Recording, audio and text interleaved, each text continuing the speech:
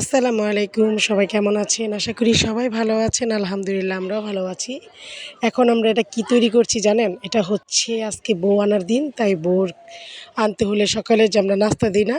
ঢাকাতেও আমরা কি করি? সবাই হোটেল থেকে পরোটা, মিষ্টি এগুলো কিনে দিই।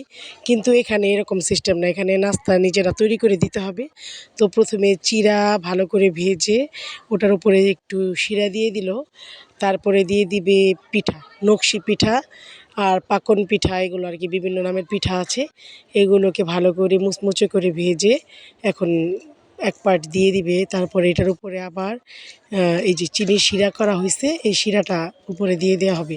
তো এরকম প্রত্যেকটা পরলে, পরলে বিভিন্ন রকম পিঠা, চিপস অন্যান্য যে সামগ্রীগুলো আছে এগুলোকে দিয়ে দিতে হবে। আর শিরাগুলো দিতে হবে। মানে এই জিনিসটা এইভাবে সাজাতে হয়। তো প্রতিটা সিস্টেম করা আর আমি যেহেতু প্রত্যেকটা জিনিস এখানকার রীতি মানে এখানে যেরকম নিয়ম চেষ্টা করেছি আপনাদের কাছে পৌঁছে দিতে কীভাবে কুমিল্লাতে বিয়ে হয়। তো এগুলো আমি ছোটো, ছোটো ক্লিপ করে ভিডিও করে এডিটিং করে আপনাদেরকে দিয়ে দিচ্ছি। তো যাই হোক সবগুলো পিঠা দেওয়ার পরে এখানে সবশেষে দেয়া হচ্ছে বাতাসা। বাতাসার পরে দেওয়া হবে তেলের পিঠা।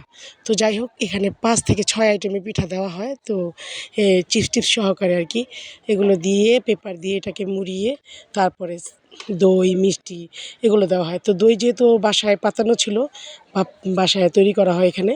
তো এগুলোই দিচ্ছে আর আমরাও একটু ট্রাই করে দেখলাম আ পরের দিনকে যে কীরকম লাগে। তো আলহামদুলিল্লাহ দইগুলো এত খেতে সুস্বাদু ছিল যে বাসায় বানানোর পরেও এটা খেতে খুবই মজা লেগেছে। মানে দোকান থেকে ভালো হইছে এরকম। আর কুমিল্লার বিয়েতে অবশ্যই দই তো লাগেই, দই দিতেই হবে।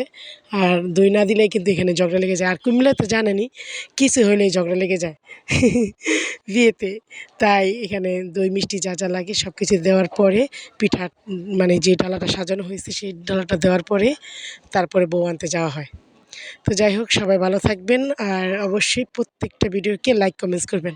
আল্লাহ হাফেজ।